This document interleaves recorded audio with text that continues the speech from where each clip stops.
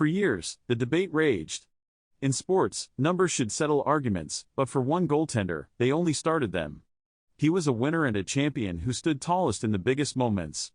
And yet, for decades, critics held his legacy hostage by pointing to his save percentage, claiming he wasn't truly elite and was just a product of the great teams he played on. But they forgot one crucial detail that eventually became too loud to ignore.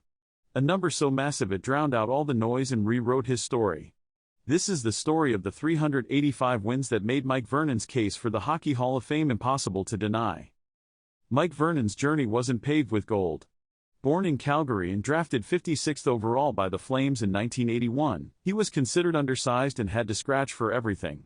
After being named Goaltender of the Year in junior hockey and winning a Memorial Cup in 1983, his first taste of the NHL was a disaster. He was sent back down and even considered quitting. But his father's advice stuck with him: if you don't give it your all, you might regret this for the rest of your life.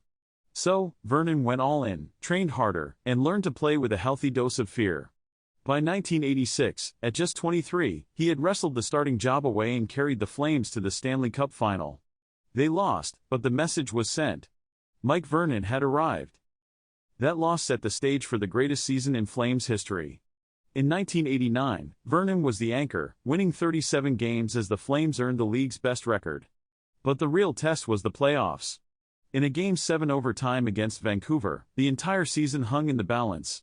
Vernon made a spectacular glove save on a breakaway, still known in Calgary as the save, preserving the series and the season. From there, he was a rock, guiding the Flames to a Stanley Cup final rematch against Montreal. This time, Vernon outdueled his rival Patrick Roy, and the Flames won their first and only Stanley Cup.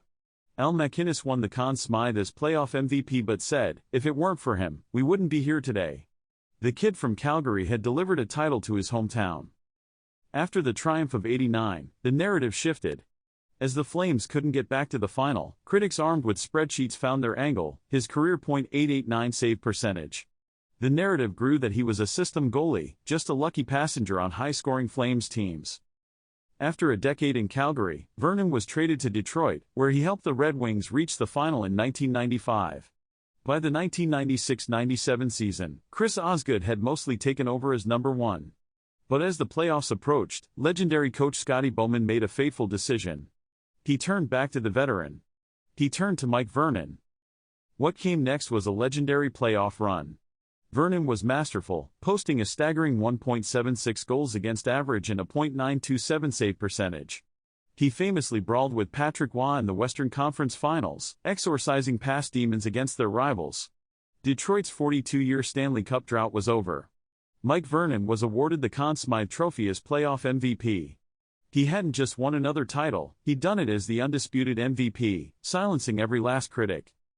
For years, the argument against Mike Vernon was numbers. It's fitting his case for the Hall is cemented by them. While critics obsessed over save percentage, they overlooked the one that matters most: wins. Mike Vernon won 385 regular season games, placing him 7th all-time when he retired. He added 77 playoff wins, ranking him among the top goaltenders in history. The resume is undeniable: 2 Stanley Cups, a Conn Smythe, and 5 All-Star appearances. The argument he was a product of his teams falls apart when you realize he won a cup in Calgary, went to a different team a decade later, and won all over again as the playoff MVP. When he was inducted into the Hockey Hall of Fame in 2023, it felt like a correction, a recognition that winning is the ultimate measure. Critics could point to his stats, but they could never argue with 385 wins. They couldn't argue with 2 Stanley Cup rings and a Conn Smythe trophy. In the end, the sheer weight of his success became a roar that was impossible to ignore, securing his place among the legends of the game. So what's your favorite Mike Vernon moment? The save at '89, or the Conn Smythe run in '97? Write in the comments section below, and don't forget to subscribe, like and share this video, and click on the notification bell. And don't forget to click on the playlist above to watch more NHL Hall of Famers of his era. Thanks for watching.